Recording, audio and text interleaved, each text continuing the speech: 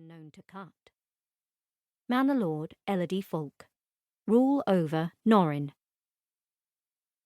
Ibe. Masters of propriety, manor-born of the Ibe family have been known to treat a mislaid dinner invitation as an offence as great as an attack on their boarders. Yet to earn the friendship of this manor is to make an ally for generations. Manor Lord Reginald Ibe. Rule over Ridewell. Tudor. A vicious and formidable manor, Tudors sharpen its young like daggers from their infancy. These unfortunate children's first opponents? Commonly, members of their own family. Manor Lord Albion Tudor. Rule over Kiri.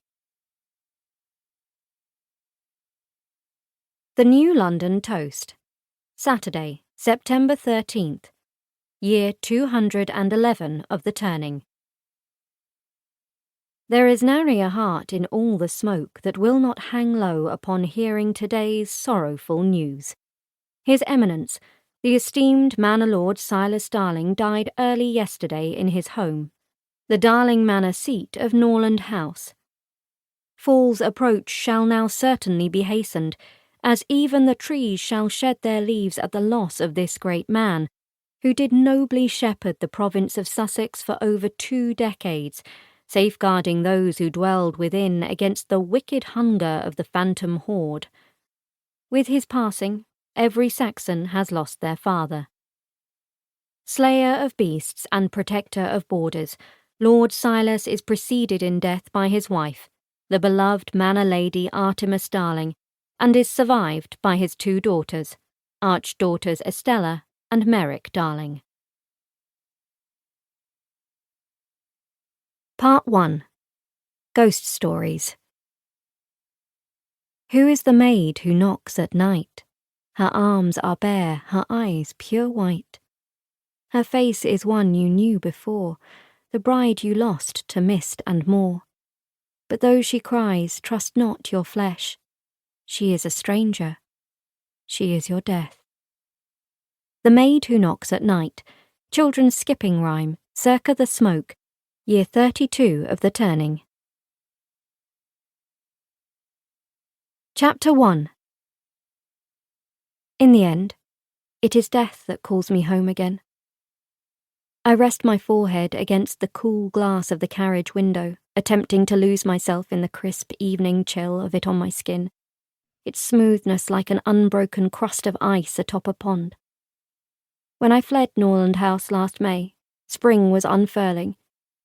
Now the beginnings of autumn have perfumed the air with decay.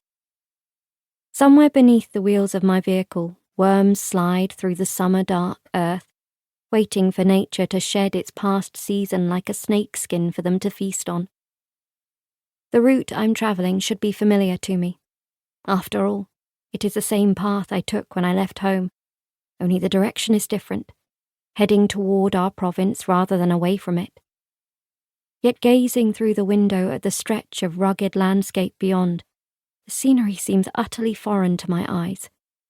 Any recollection of it tossed forcibly from my mind months prior like a glove I'd outgrown.